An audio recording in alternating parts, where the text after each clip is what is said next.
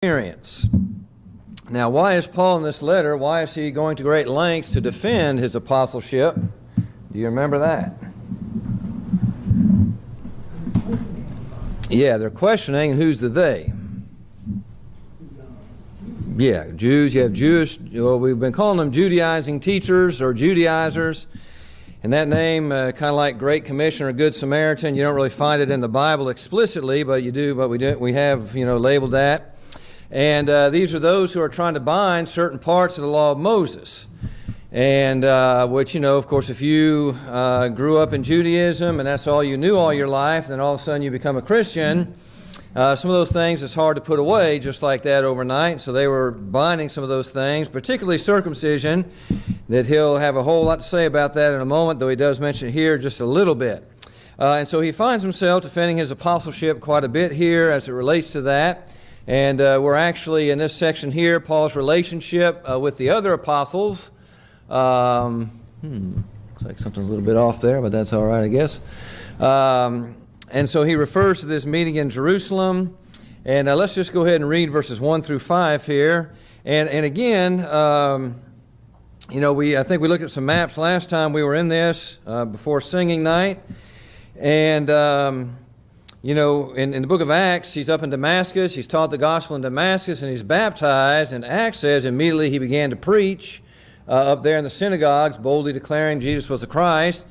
But then, Acts 9, Galatians fills in some things that he went to Arabia, and what he's doing in that, he's showing that he did not get his gospel from the other apostles. In fact, it took him 3 years before he even met Peter in chapter 1, verse 18.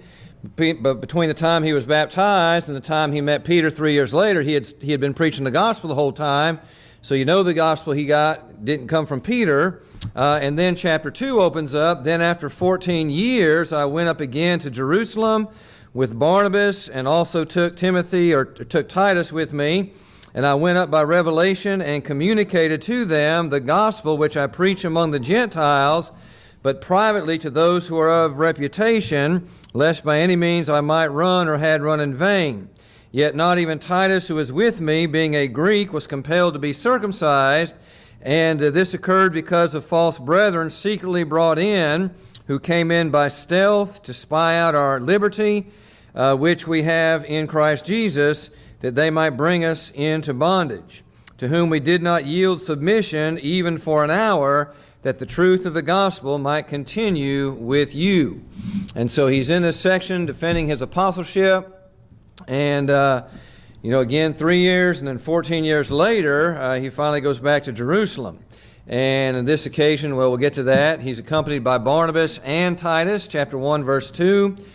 And, that's just an interesting study by itself to look at the co-workers of Paul and where they came from and their backgrounds and such. But Barnabas was a companion of Paul quite a bit, and Titus was as well. Titus, of course, had a letter written to him after 2 Timothy. Now 14 years, and again, is it taken from the 3 years that he just mentioned, or is it taken from his conversion? And it seems like it's taken from the 3 years, but if it's taken from the conversion, either way. But the point is still the same. It was a long amount of time, and Paul had been preaching this whole time, and so he sure enough didn't get his gospel from them. But of course he does say where he got it from back in chapter 1, verse 12. Neither I received it from man, or was taught it by man, but through the revelation of Jesus Christ. So it's through the revelation of Jesus that he received the gospel, not man. All right? And of course, we've mentioned this. Well, notice he says, again, I went again to Jerusalem, and again does not indicate whether this was Paul's second or third or more visit to Jerusalem. That doesn't, wrong one. Okay, it doesn't tell us that by itself. Now, Barnabas was well known in Galatia. Now, we did talk about this in the introduction. Well, very briefly, southern Galatia, the region of southern Galatia, is where a lot of these churches were established, but Barnabas was well known in that area, in that region of Galatia, and we won't look at all those passages, but he's mentioned quite a bit in the early part of Paul's preaching there. And of course, it's not till Acts chapter 15 where they have that disagreement about John Mark and then Paul and Silas go their way, and Barnabas and John Mark go another way, and so there's two missionary teams. But Barnabas was well known. Now notice Paul went there. Notice I went up by revelation and communicated to them the gospel. In other words, when he went to Jerusalem after 14 years, he did it by revelation. And now revelation, of course, we looked at that when we were looking at back in chapter 1. That revelation is God's instruction. In other words, he went there because God told him to. Now, he doesn't say how that revelation came, whether it was in a dream or whether an angel spoke to him or whether God spoke to him or whatever, but he just says it came by revelation.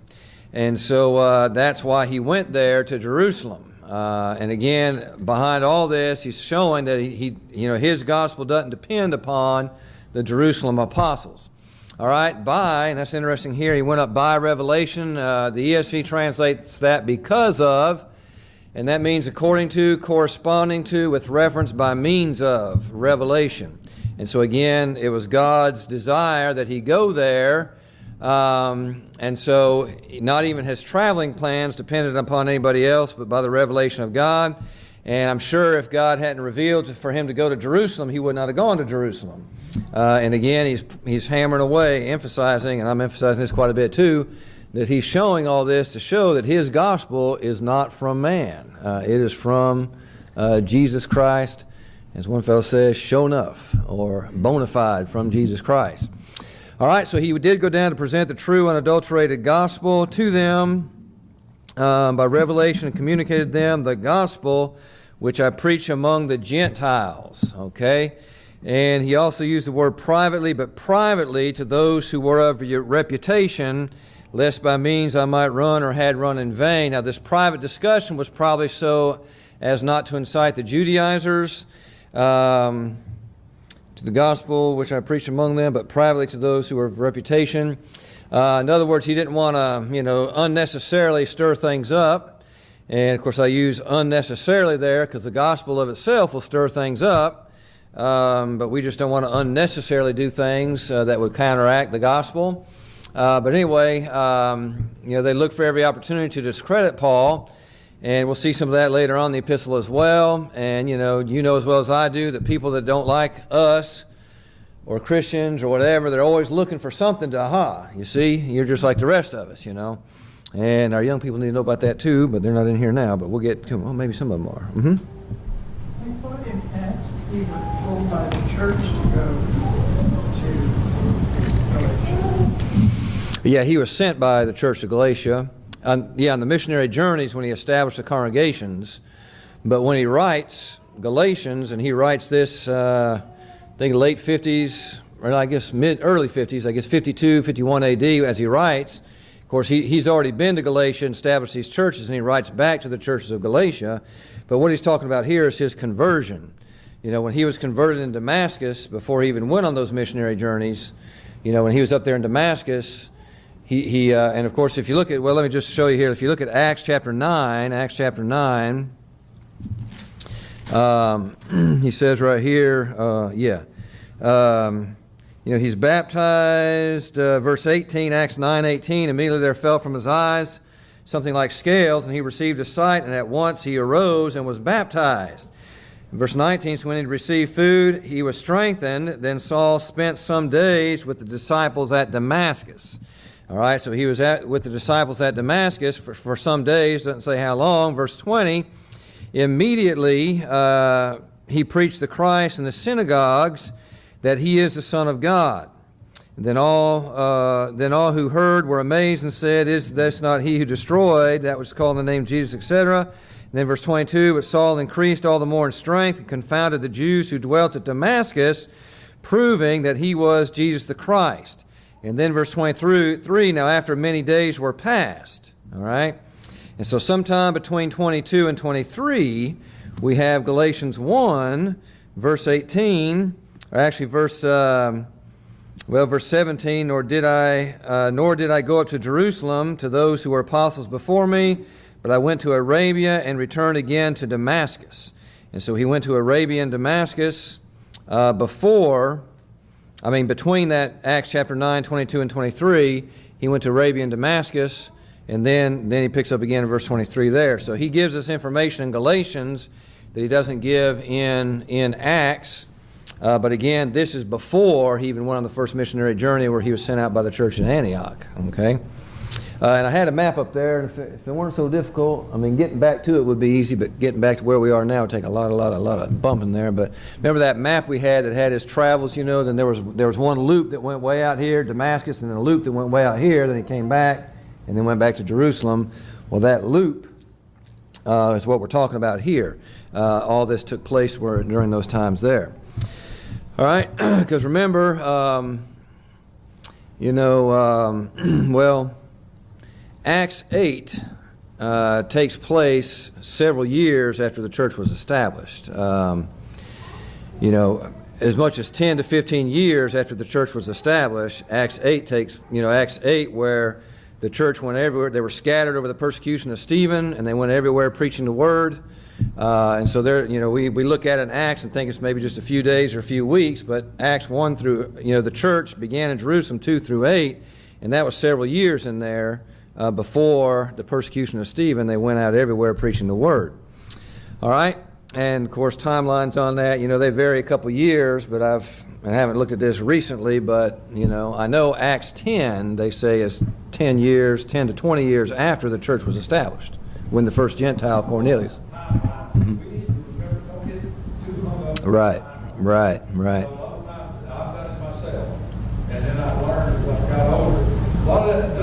That's right. Exactly, man. That's right. It gives us a sequence of events. Mm-hmm. And those events may take place over days. Yeah. And they may not even be in order either. That's right. Yeah. Yeah. A transition. Yeah. Just from how the Jews to the world. Yeah. And they had a hard time. Yeah. Adjusting. Yep, that's right. And so that's why, even going back to this, the 14 years, whether it was 14 from the 3 or 14 from the, starting point, doesn't matter. His point is, there's no way in the world he got his gospel from these other guys. Even though Peter and them guys were apostles, there's no way he got the gospel from them. Well, having been there, there's no way it took place over a matter of days or weeks. Right. They were walking in weeks. Oh yeah. Yeah, that's right. All right, and even when you look at, what we have revealed about Paul or Jesus or anybody is just a thread on the hem of the garment. We don't have, well, let's see. I think it probably takes about 5 minutes to read each chapter of the Gospels. I know this because I've been listening to a DVD with it, and I kind of look at how long each chapter takes. It's about 5-6 minutes. So if you add up all the chapters in the Gospel, and you add up times that by 5 minutes, you're going to get, I don't know what you're going to get. I'm not good at math this time of day, as you know. But you're not going to get, I don't know, 3, 4, 5 hours. Who knows? I don't know what it is. But that's all we have of the revelation of his life, all right? But we do have a phrase here, going back to here, those who are of reputation, lest by any means I might run or have run in vain. Now, those of reputation, the ESV translates that seems influential. And the idea there, the meaning is they seem to be recognized, they have a reputation. And it occurs again down in verses 6 and verse 9. And the word was used in the sense of authorities, those who are in positions of honor. Now, we'll see this as it goes along here, that the apostles, were considered in those positions, maybe not from themselves, but from the Galatians and others who viewed them, were viewed as that. And notice he feared that the Jerusalem church disproved of his Gentile mission, and his work would be in vain. And that's where he says there, lest by any means I had run in vain. And we do know that there was a great, rift between Jew and Gentile in the first century world. We see that everywhere, not just with the church or, but just Jew and Gentile. You remember the Samaritan woman in John chapter 4, verse 9, when Jesus asked her to talk to her, she said, do you not know that, that she was surprised that he would even speak to her because the Jews have no dealings with the Samaritans. And she reminded him of that. And so that rift was there. All right, if the truth of the gospel were not upheld, unity would be broken and the formation of a Jewish church and a Gentile church could result. And actually these next verses here, we'll talk about that. And I think we mentioned that a couple weeks ago when Frank asked a question. But, there's not a Jewish church and a Gentile church, or I should say a Jewish gospel and a Gentile gospel, but it's one gospel. That's for Jew and Gentile. And that was hard for a lot of people then, and a lot of people today, though they may not think in terms of Jew and Gentile, but my culture, your culture, people don't get it still, even today, that the gospel is for all. Okay? Notice in verses 3 through 5, Paul demonstrated through Titus that there is only one genuine gospel. Notice, yet not even Titus, who is with me, being a Greek, was compelled to be circumcised. All right, now we did mention, what co-worker of Paul was circumcised? Timothy, back in Acts chapter 16. And there the circumstances were a little bit different because he was going to be working among Jewish people, and, they would not give him the time of day if he wasn't circumcised. But this is a little different situation because here's in an atmosphere and a culture where people are trying to say that you have to keep the law of Moses in order to be saved. And so Timothy was not compelled to be circumcised. He was a Greek, and he would be a primary example of one whom the Judaizers would say needed to be circumcised because he would not have been circumcised. And if you're going to push the law of Moses, and we usually begin class by looking at Acts 15:1 and Acts 15:5. We won't do that now, although I'm sure we'll come to it in a few verses down. But remember, there were those who said you have to be circumcised and keep the law of Moses in order to be saved. And we talked about that back in chapter 1, though we are an angel from heaven preach any other gospel unto you. That if you take the pure, unadulterated gospel, and even if you add just one thing to it, it's no longer pure and unadulterated. And thus it's not the gospel. And so that's why, though we are an angel from heaven preach any other gospel unto you than that which you have received, let him be accursed. All right, and so compelled means forced, as ESV has there, insist. And notice he tells you why, the reason why Paul did not circumcise Titus. Verse 4, and this occurred because of false brethren secretly brought in. Now these false brethren were the Judaizers. And, they were trying to enslave them again. Notice, as the text says there, who came in. Now, the New King James here says they came in by stealth. Wow, I don't know why I don't have that there, but secretly. I guess the came in secretly, I guess, would be the Old King James. Well, unawares they have. Well, I don't know. Do you? Oh, I see the first word, secretly. That's all right, my bad. False brethren secretly brought in. Let me go back up there, though. False brethren, can refer to those who bind. Yeah, what God is not bound, can those who persistently bind what God is not bound truly be called Christian or brethren, true Christians, and of course, no. But notice you have secretly and you have, came in by stealth. Privately, yeah. The word secretly there, brought in, and notice the definition here, brought in under false pretenses. Now this is the first part of the verse where it says, yet this occurred in the New King James I'm reading. This is the one that's attached with false brethren, because the false brethren secretly brought in. And that word secretly, brought in under false pretenses. And I think that's important. Secretly brought in, smuggled in alongside of, sneaked in, and these are just from the lexicon here. The word was used of spies or traitors who infiltrate opposing camps. And that's the way the Judaizers were. And we have people like that among us, let me tell you. Okay, as a matter of fact, well, let me finish this out here, this little section here. All right, they came in by stealth, privately. Now, by stealth is the second term. In my New King James here, it's the third line down. The false brethren secretly brought in, who came in by stealth to spy out our liberty. And the word there, stealth, actually that should be the KJV, it says privately or privily. New American Standard says sneaked in, the ESV has slipped in. And so even those translations, they kind of give you that ulterior motive thing, but it means to come in alongside of or slip in. And it implies stealth, and again, that of spies or traitors introducing themselves to the enemy. They came into introducing themselves by stealth into the enemy's camp, and that's very similar to that other definition. Whoops, right there. Traitors who infiltrated the opposing camp. All right. Now that I got you all dizzy on the PowerPoint here, but notice they came in to spy. So we have secretly, by stealth, to spy out. All right. And spy out there to examine carefully. And the word was most frequently used to imply treachery. In other words, someone who's coming in, spying out to do something bad. And the word doesn't occur anywhere else in the Greek New Testament, but in the Septuagint there, which is a Greek translation of the Hebrew Scriptures, Koine Greek translation, we have it twice there. And I forget the incident there, but it's a guy coming in to do harm, sneaking in to do some harm there. All right, and they did all this to take away, notice the end of verse 4, that they might take away, or that they might bring us into bondage. And so taking away Christian liberty or freedom results in being brought into bondage.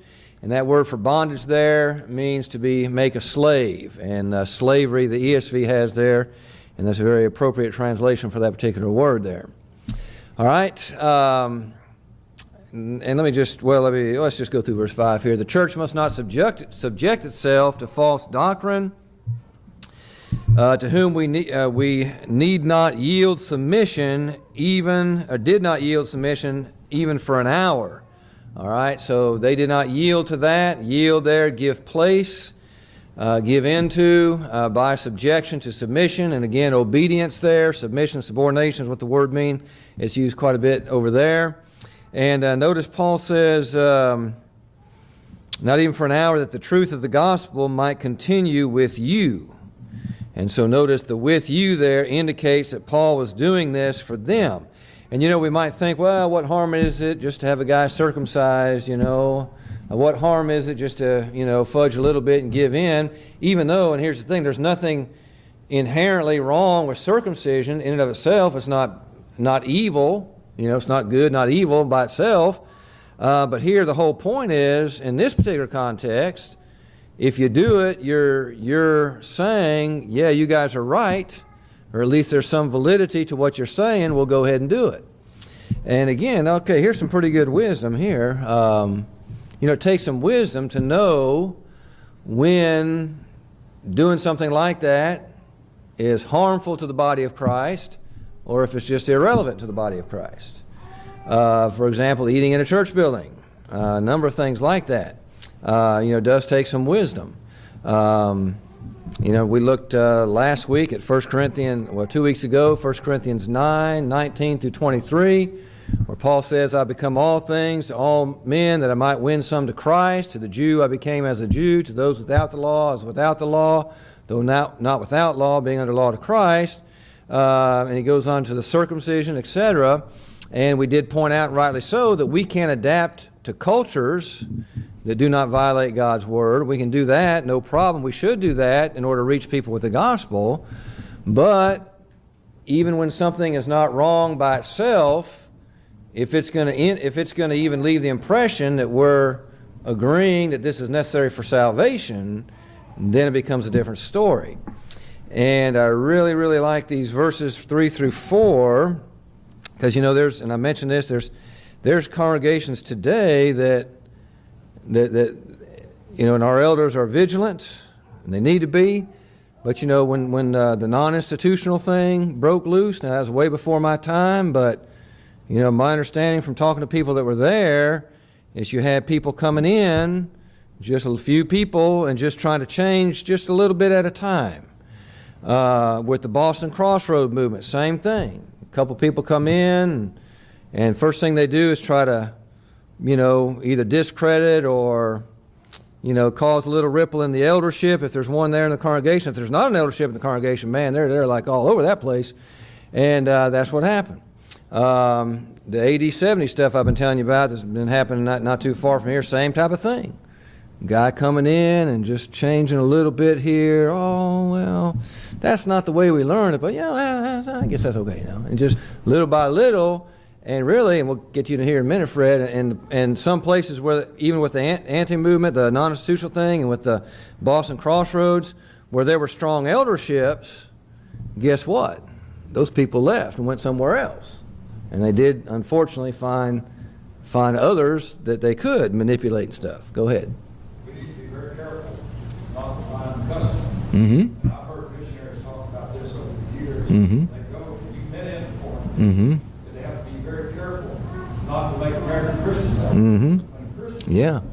And one example that I think is, I have something in the house, a little history of the Church of Eagle Lake. And the reason they had Sunday evening services was because they got electric lights. And there's nothing wrong. We could meet on Sunday morning and Sunday night, Mhm. but it made it convenient when you didn't have candlelight or lamps. Mhm. You have electric lights. We're fortunate to have electric lights and air conditioning. Yeah. We can meet together. Oh, yeah, I know. I don't know what we did before air conditioning, but you guys know. Yeah, yeah. But, yeah, and so, but, and again, we don't want to buy in custom, but then, and like I say with the circumcision, it's, nothing wrong with circumcision. Timothy was circumcised, but, when it becomes, okay, we're doing this because we think you have to do it to be saved, then that's a whole different story there. Mhm. And when you get converts, like when I first came into the church, I had to ask about two churches that were here, that are here in Lakeland, both of which are Anglican.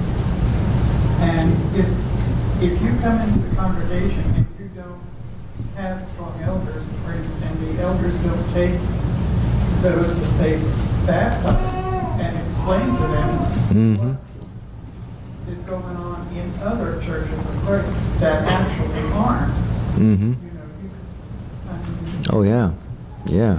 It happens. Yeah, so it's serious stuff, and again, vigilant. Be vigilant, be sober, or actually be sober, be vigilant. 1 Peter 5:8. For your adversary, the devil, walketh about as a roaring lion, seeking whom he may devour. And of course, that's all of us need to be that way as individual Christians, but especially in congregations with an eldership. That's part of what the elders do, watching out for the flock. Mm-hmm. One of the newest, and maybe most subtle, is the change agent Mm-hmm. movement. And I went to a gospel meeting about 2 years ago, and it just happened, this guy was changing. I don't think the church had invited me to do that. Mm-hmm.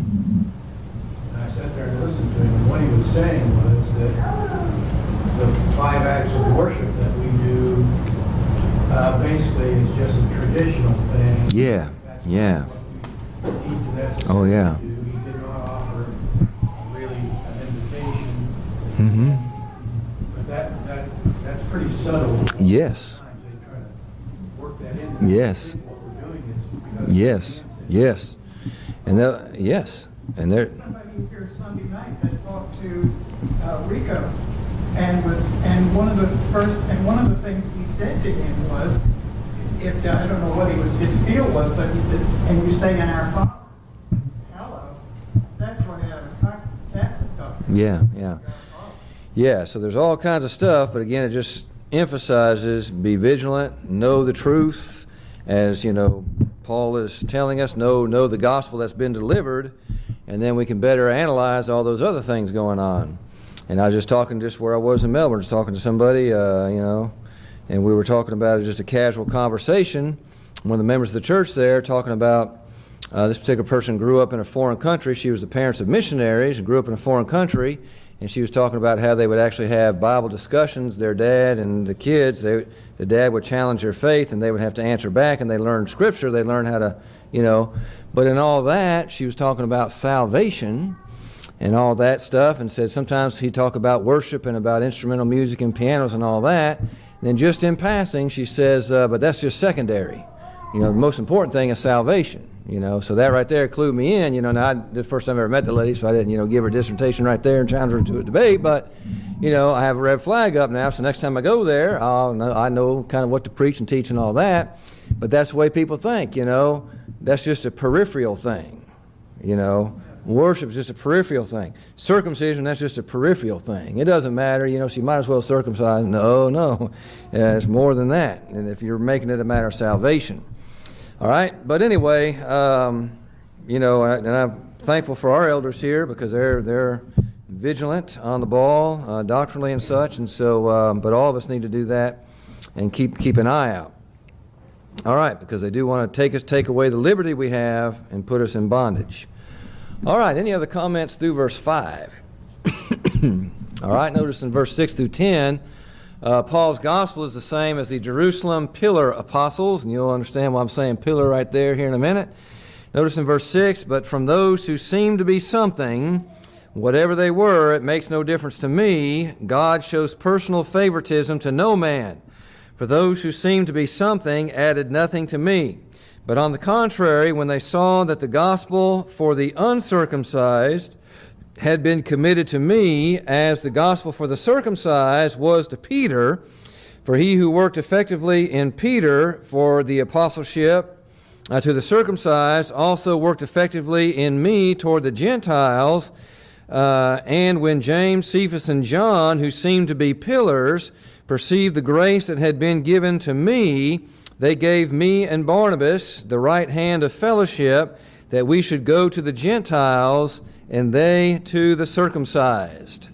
They desired only that we should remember the poor, the very thing which I also was eager to do. Down there through verse 10. Now that language there is kind of confusing a little bit, but we'll try to break it down piece by piece. All right? Now, Paul here does refer to my gospel. Paul's gospel is the same as the Jerusalem gospel, as we'll see as we go along through this. And Paul did refer to my gospel elsewhere in Romans 2:16 and 16:25. And I just put that on there because, I remember when I was first converted, several people back in that day, I don't know if it was just the congregation I was with or whatever, but if you said, Matthew's gospel, they jumped all over you. If you said John's gospel, they jumped all over you. And I thought, man, woo. They said, oh, it's the gospel according to Matthew. It's the gospel according to John. Yeah, and that's all right. There's nothing wrong with that, but it's not unscriptural to say Matthew's gospel either. Depends on what we're meaning by that. Obviously, if we're thinking it originated with Matthew, then it's not. But, Paul explicitly says my gospel there. All right. But anyway, these verses are very difficult, both in thought and vocabulary, except some would say these verses that we just read are the most difficult in the whole book. But here's the point. The Jerusalem apostles added nothing to the gospel that Paul already preached. Notice, but from those who seem to be something... now the New King James, you have a dash there for those that seem to be nothing, and if you just skip down to the end of the other dash, but for those who seem to be something, they added nothing to me. In other words, the perceived big shots in the brotherhood, they did not add a thing to the gospel I preach. It's still the same. And again, in the background of all this, he didn't get his gospel from man, he got it from God. All right, but whatever they were, it makes no difference to me, for God is no respecter of persons. I think it's important to point out that you use the word seem. Seem, yeah, exactly, yeah, right, and we're getting to that, yeah. And in other words, I think he is just speaking from how people view them, not his own view, but how people view him, and we'll see some of that as we go along. Mm-hmm. My commentary in my Bible says that Paul recognized the leadership roles of James, Peter, and John as pillars of the Jerusalem church, and he pointed out that they were in no way superior to him in the understanding of the gospel. Right, exactly. And again, and the reason why they were not superior to him is because he didn't get it from them, as he clearly points out. But this phrase right here, who seemed to be, as Sam brought up here, it occurs 3 times, that exact phrase. In English and the original language, 3 times in verses 6 through 10. Now, the King James illustrates it a little bit better, but each time there's an increasing intensity to it. The King James has somewhat, and then somewhat in conference, and then pillars.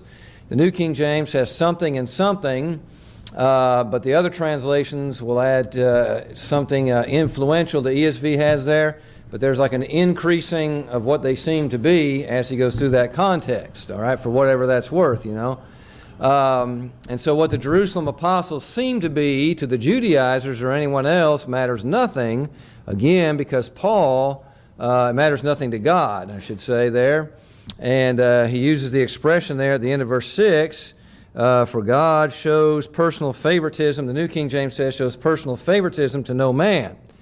Now that expression in the King James says, God accepteth no man's person. The ESV says, God shows no partiality. And literally, the Greek word means God does not accept the face of a man. In other words, God doesn't judge people or doesn't judge situations by what a person looks like, by the outside. He judges what's in the heart. Now, the Old King James elsewhere translates this word, God is no respecter of persons. And again, the idea of without partiality. All right, so as you know, as we just mentioned there, though they seem to be this, doesn't matter what they seem to be, because God is no respecter of persons. You know, we're all the same in His sight, in a sense that, you know, we're all on equal ground. But again, His gospel is not from humans. All right, so rather than making up for an insufficiency in Paul's gospel, the Jerusalem apostles were in total agreement with it. In other words, they had nothing, you know, bad or contrary to say about his gospel. And so what Paul's gospel or what his ministry was to the Gentiles or the uncircumcised, Peter's was to the circumcised or to the Jews. And we're all pretty much familiar with that in Acts. You know, who was the gospel intended for? For everybody, but to who first? To the Jew first, and then to the Gentiles. And roughly Acts chapters 1 through 12, you know, Peter is the main character there. And then 13 onward, Paul is the main character. And of course, Acts 1:8, you'll be my witnesses in Jerusalem, Judea, Samaria, to the uttermost parts of the world. We see that progression going out. And so yes, Peter worked mainly among the Jews. And but yet the same gospel, they were both preaching the same gospel, him and Paul. And now the gospel of the uncircumcision and the gospel of the circumcision are the same gospel, but applied to different cultures, Gentiles and Jews. And again, it became all things to all men. I guess the bell's about to ring, but we'll see how far we can get. Notice God is the one who commissioned and empowered both Paul and Peter in their respective ministries. Yeah, notice verse 8. For he who worketh effectually in Peter. Now, he who works, the New King James has it capitalized, he, but this is a reference to God, or Jesus Christ. It's got a reference to deity, who is in us working, okay? He who worketh effectually in Peter for the apostleship to the circumcised also worked effectively in me toward the Gentiles. So the same deity is in them, working, one among the Jews, one among the Gentiles, all right? Same power, okay, power of God. Now the Jerusalem pillars, verse 9, and when James, Cephas, and John, who seemed to be their pillars, perceived. All right, now that word pillars, they're viewed as pillars. Now I got more definitions in the paper version of these, but metaphorically that word is used in Jewish circles of the first century to refer to the great teachers of the law. Pillars, great teachers of the law. And so again, that's how they were viewed from the populace. Okay? But the order of names also seems deliberate. When speaking of missionary activity among the Jews, Peter is most prominent. Thus his name is listed. But when speaking of matters in the Jerusalem church, James is prominent. Thus his name is mentioned first, as it was in chapter 119, which is interesting. And James was associated even, not just in the book of Acts, but even uninspired writings of that time or shortly after. James is associated with kind of being headquartered in Jerusalem there. And so he was connected more with Jerusalem perhaps than the others. Notice they extended to us the right hand of fellowship. I believe the King James has plural hands, but it is singular. The right hand of fellowship that we should take to the Gentiles, to the circumcised, and to the Gentiles and they to the circumcised. All right, now that right hand of fellowship, clasping right hands, just much like in our day and age, at least back in the old days when, settlements were settled with a handshake, but it was a sign of friendship and trust. Now that fellowship with Paul and the pillars, seemed to be pillars, was a blow to the Judaizers, because they're trying to discredit Paul, saying that he's not as much an apostle as these other guys. But we'll have to pick up with that. And of course, you know the definition of fellowship, but we'll pick up with that at the end. Any quick questions or comments? Okay. No faith is not quick. Okay. No, just catch me in the foyer if you have one. Okay.